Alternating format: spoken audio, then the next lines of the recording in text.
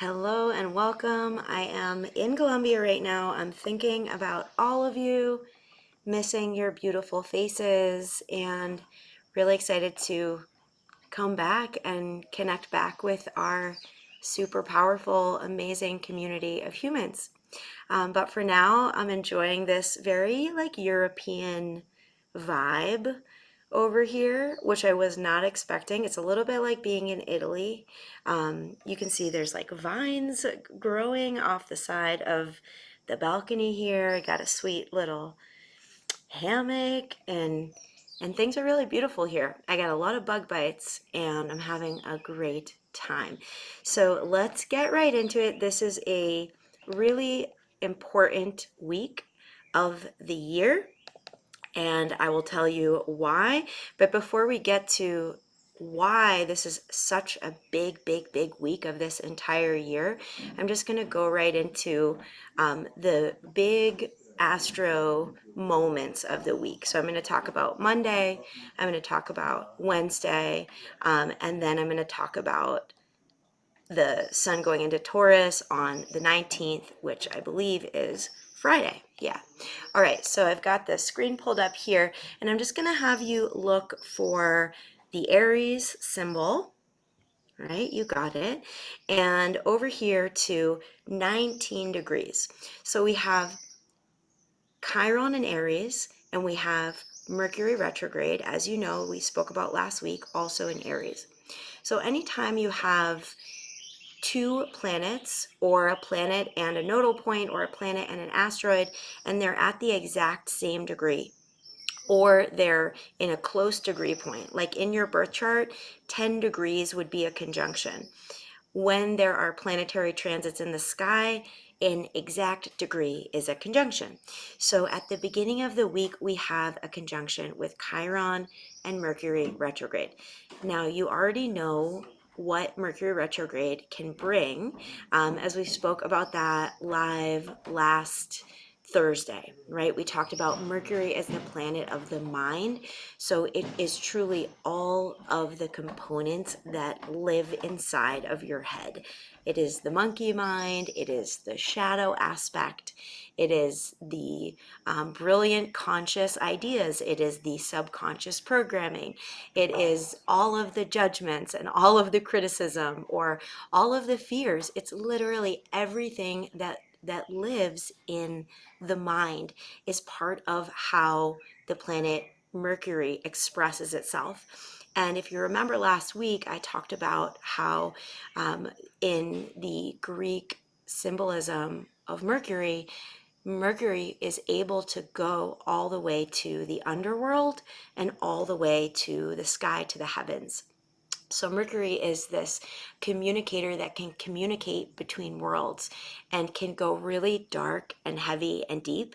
And it can also go really light, really high frequency, connecting to the galactic wisdom, right? So it could really, it's all about how we choose to engage with Mercury in our birth chart. Okay, so you want to know what is your personal Mercury in when you're trying to understand how your mind functions and how you can connect to the highest frequency of your personal mental state, because everyone's going to have a little bit of a difference or a lot of a difference in how their brain functions and what you need to do to have your mind flowing at its highest capacity.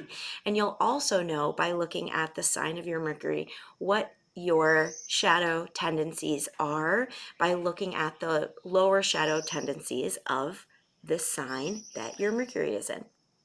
So when we're talking about Mercury and Aries, we are talking about the first sign of the zodiac wheel. We're talking about the element of fire. We're talking about the planet Mars.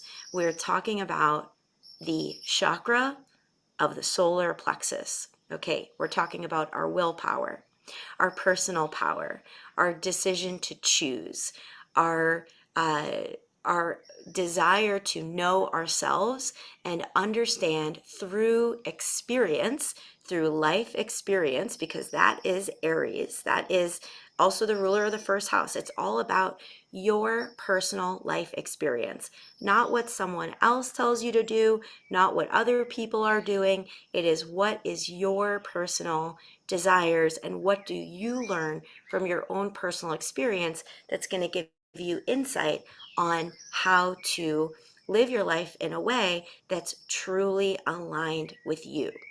Now, Aries is also a sign of like passion and excitement, and it wants to really feel excited and lit up about the life that it's living.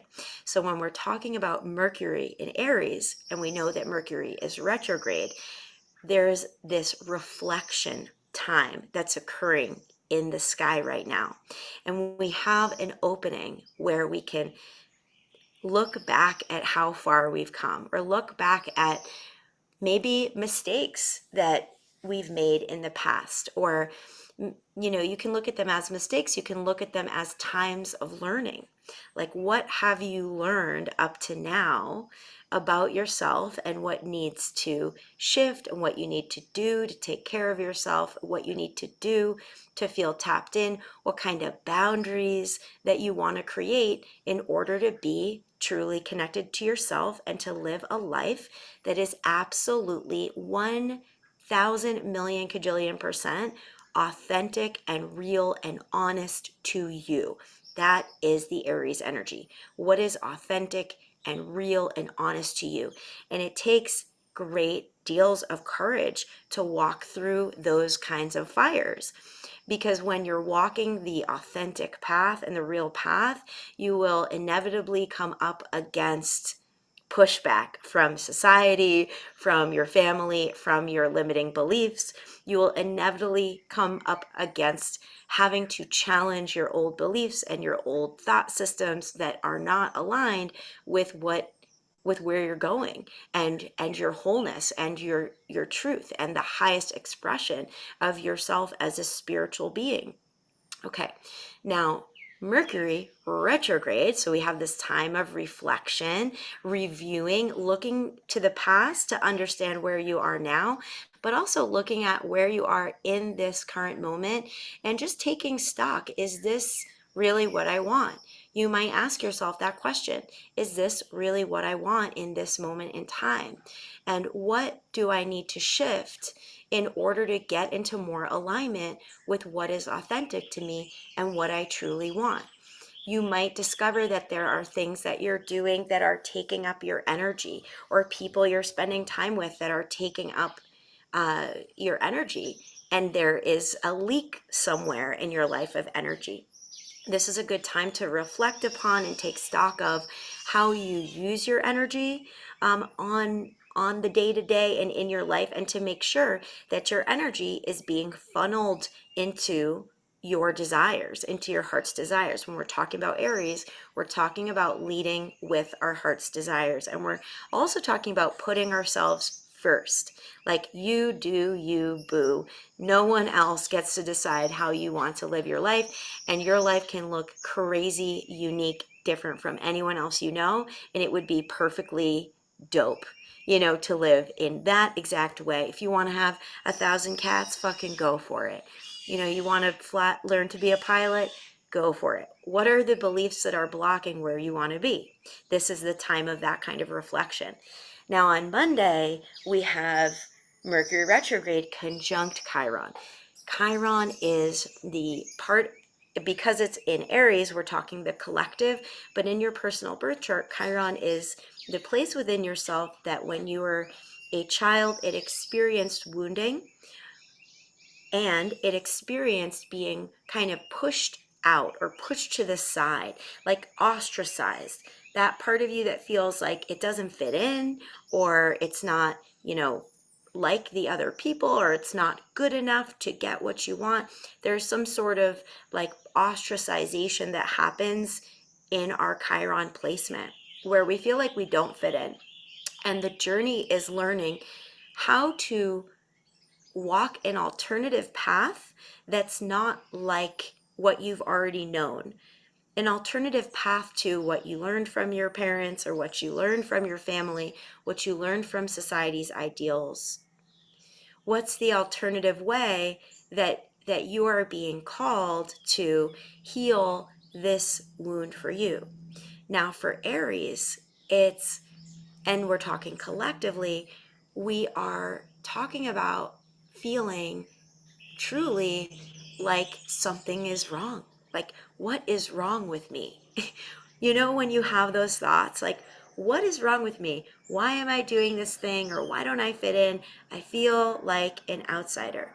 And the path for Aries is to truly explore your own frontier of your life. Because as human beings, we have a tendency to look to others.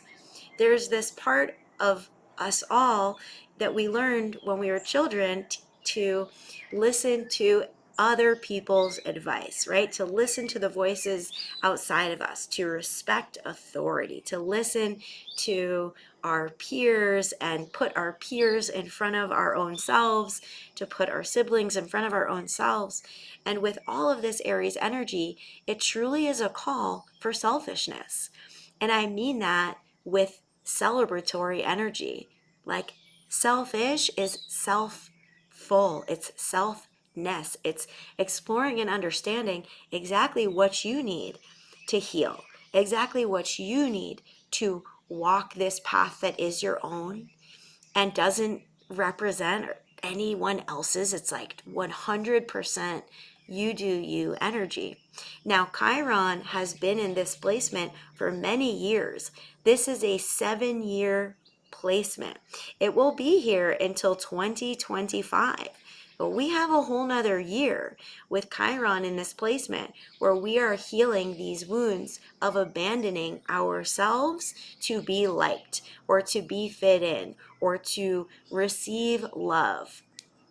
Whatever it may be, this is the time collectively where we are being called to really embody and step into our true nature and our authentic path and really listen deeply, truly to what your unique heart is desiring, and to study your birth chart so that you can understand what are the shadows that are coming up, what are the things that are going to hold you back, or the beliefs or the stories that are illusions that are not even true that you've listened to in your past that have kept you from really living in your power.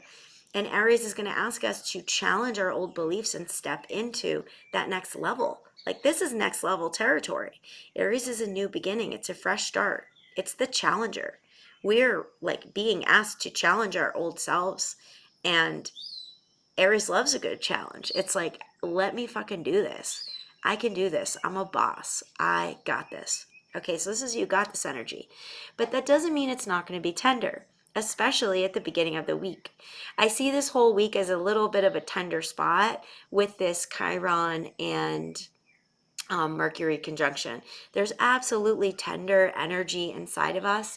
And so even more call to listen to your body. Whatever your body is asking you to do, if you need alone time, go take it. If you want somebody to stop talking to you, tell them with love, I don't want to talk right now. You know what I'm saying? Honor exactly where you're at. You're the only one that knows what you need. I don't know what you need. You're the only one that knows what you need, and this is the time to heed the call. Okay, so embodying that courageous being that you are, and also understanding that this is absolutely a week where there could be sensitivity and we might desire some more gentleness and we might desire some more tenderness within our own selves because we may be feeling those feelings of wounding that comes through Chiron, and it's coming into our perception because of that conjunction with Chiron and Mercury, right? It's coming into the mind, it's coming into our perception. Now on Wednesday, April 17th, we've got Aries, Venus, right? Look at how many planets are, like, we still have all this Aries energy. We have Venus, 15 degrees Aries, right? So keep in mind these themes.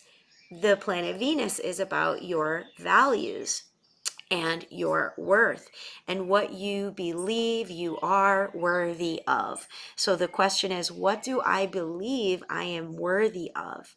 And can I challenge any old beliefs that are holding me back from what I actually want, what I truly, deeply desire? Because Venus is the planet of your heart's longing. It's also the planet of your values, like what you want to exchange your money to have the kind of lifestyle that you desire, to have the kind of things that you desire.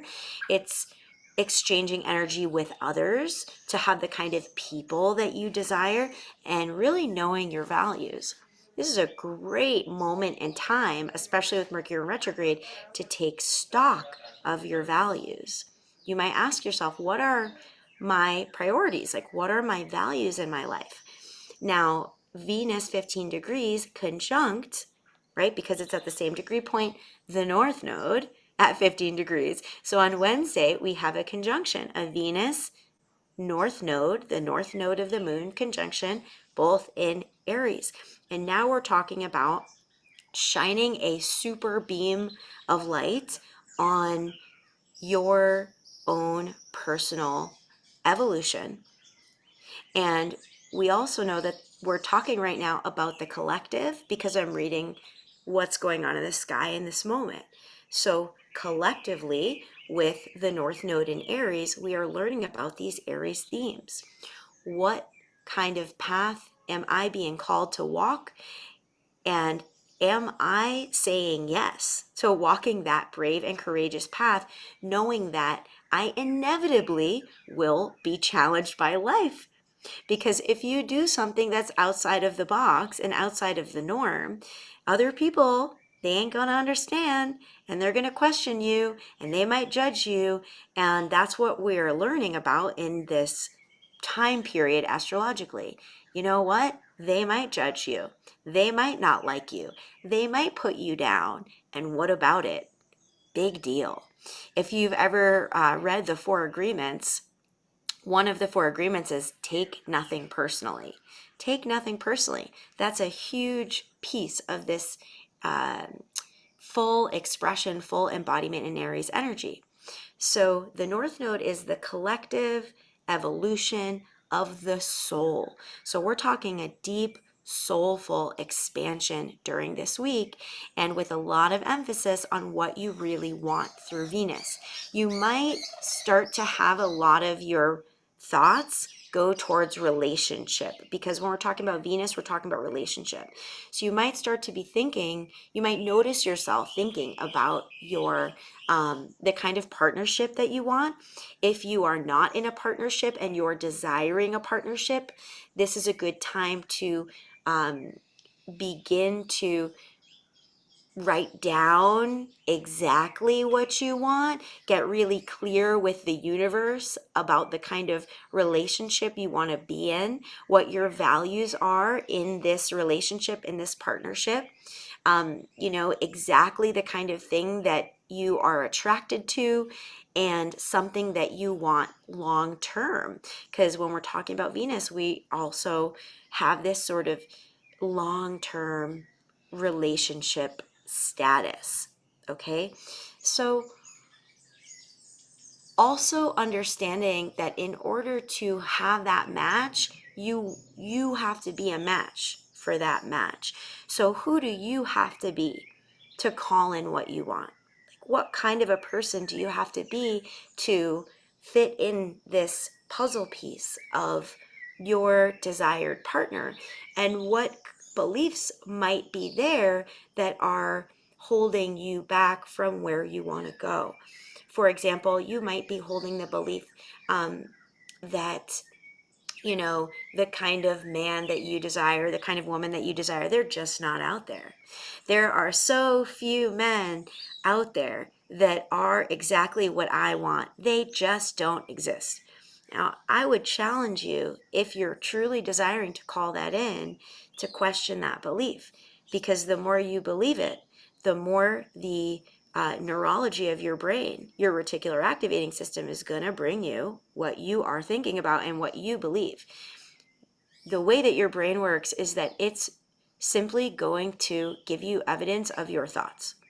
Okay, so kind of harsh truth, kind of laying it down, fucking shit up here, but it's true.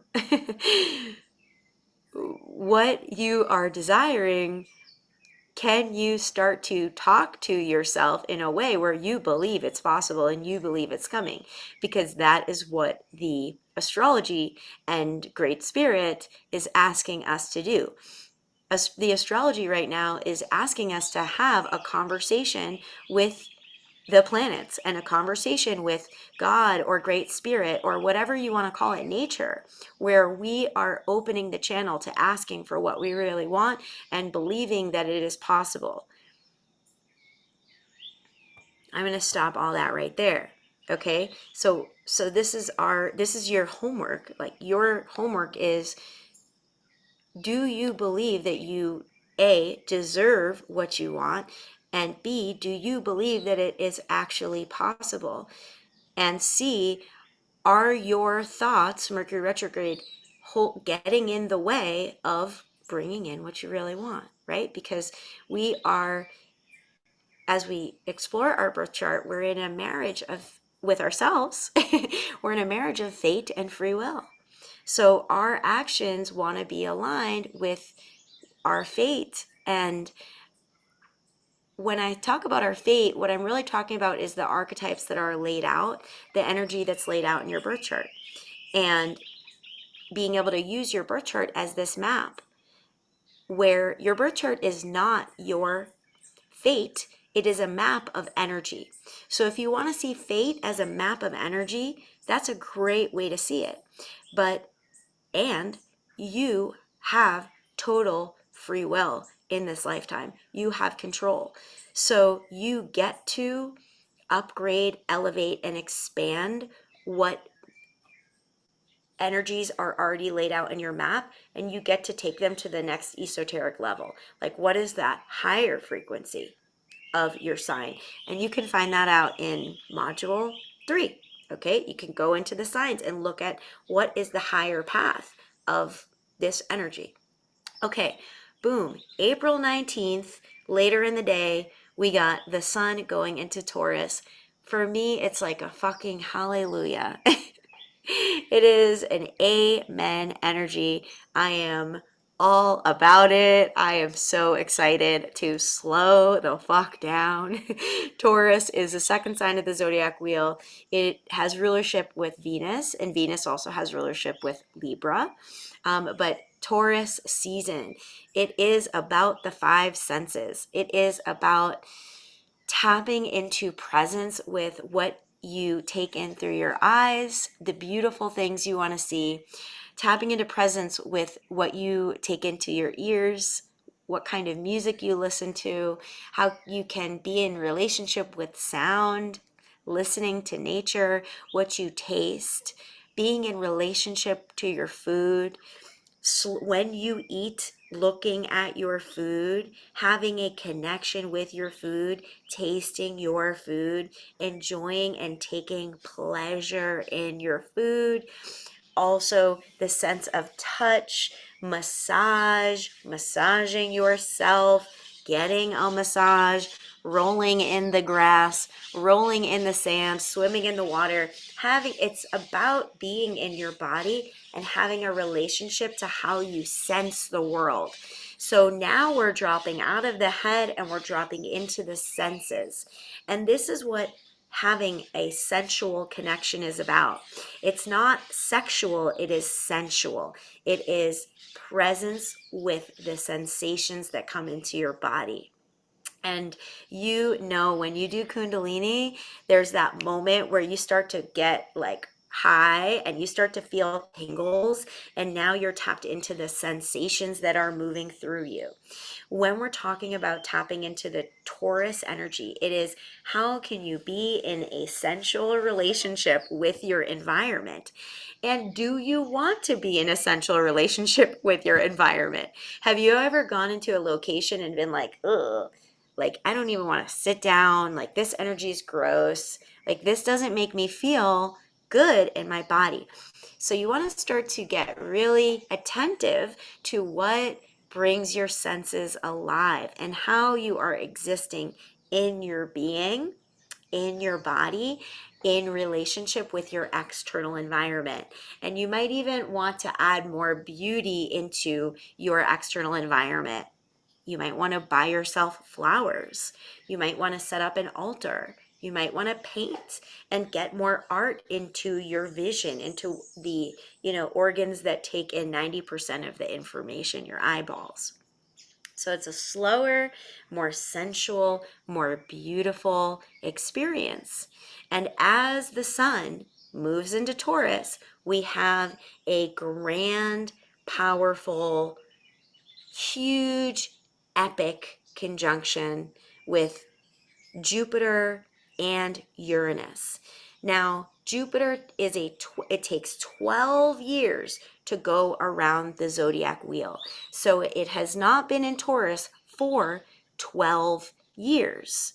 Okay? It moved into Taurus last year, and before that, it took 12 years, right, for it to travel around the sky to get back to the constellation of Taurus. So Jupiter in Taurus is expanding the energy into our sensual awareness. And as you know, because Taurus it's in the second house, it is also our safety and security in our environment. So that means our relationship to our money story, our beliefs around money, and what we believe about wealth and prosperity, what we believe about poverty, and how we're willing to challenge those beliefs. Any beliefs that say that wealth and abundance is bad, because we have had so many examples of shitty wealthy people and shitty people in power, many of us are holding beliefs around wealth that are not aligned with the values that you actually have in your heart. Like, do you wish that people in poverty could be wealthy and could have what they need? Do you believe that you deserve to have what you need? Do you believe that you deserve to thrive? If there's any thoughts that you have that are holding you back or that are blocking your belief around what the meaning is of being wealthy, and you're holding a particular meaning, specifically a negative one around wealth, then it will be very challenging to grow wealth. Okay, so it's wealth or financial exchange, how we exchange, how we put money from what our values are, and we have a exchange, right? We put it out and we take it in and we put it out, and we're always in this exchange of values through currency. That's like really what money is. And it's also about food. Taurus is about food. And do you have it? Like, do you have what you need to feel safe? Anytime we're talking about Taurus, we also want to talk about like holding on too tightly to these material things, holding on too tightly to the money, holding on too tightly to the food, holding on too tightly to the stuff in your house, like hoarding. I had an amazing aunt who was very impactful to my life. She allowed me really to be myself, and like she would watch all my choreographed dances when I was in elementary school that I did in her living room, and she would listen to me sing and like be my crazy self. And as I got older and her mom passed away, she started to hoard and like hold on to things, and this was how she kept safe. And this is a Taurus theme. She had Taurus energy. And I'm talking the lower vibration of the Taurus energy. The highest vibration of the Taurus energy is you feel safe to exchange currency for your values. You are generous. You know how to build something and hold down the fort and be a steady presence and a safe presence for others. The lower vibration is, I am holding on to this money. I am not spending it. I do not have enough. I don't have enough food. I don't have enough clothes. I don't have a big enough house. I don't have enough this, enough that. You get where I'm going, right? So the higher expression is generosity. The higher expression is you become just your presence is a safe place so that you don't have to hold on so tight. Taurus hates change. Now, this is why things are so potent right now, is that Jupiter conjunct Uranus. Uranus is the planet of change. Taurus, it don't like change. Uranus, the planet of change. It's the planet of innovation. It's the planet of breakthroughs. It's the planet of transformation. Uranus, of all the planets, it's the highest frequency. Of all these planets in your birth chart and in the sky right now, Uranus is the highest frequency of the galactic energies.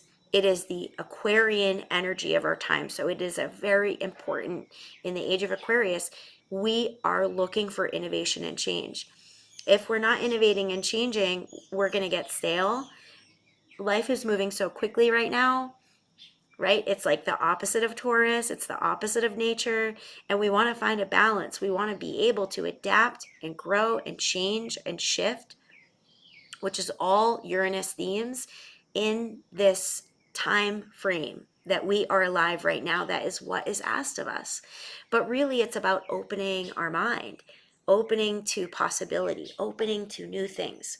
So Uranus Jupiter conjunction means that there is a huge emphasis on adaptability, versatility, change, and expansion.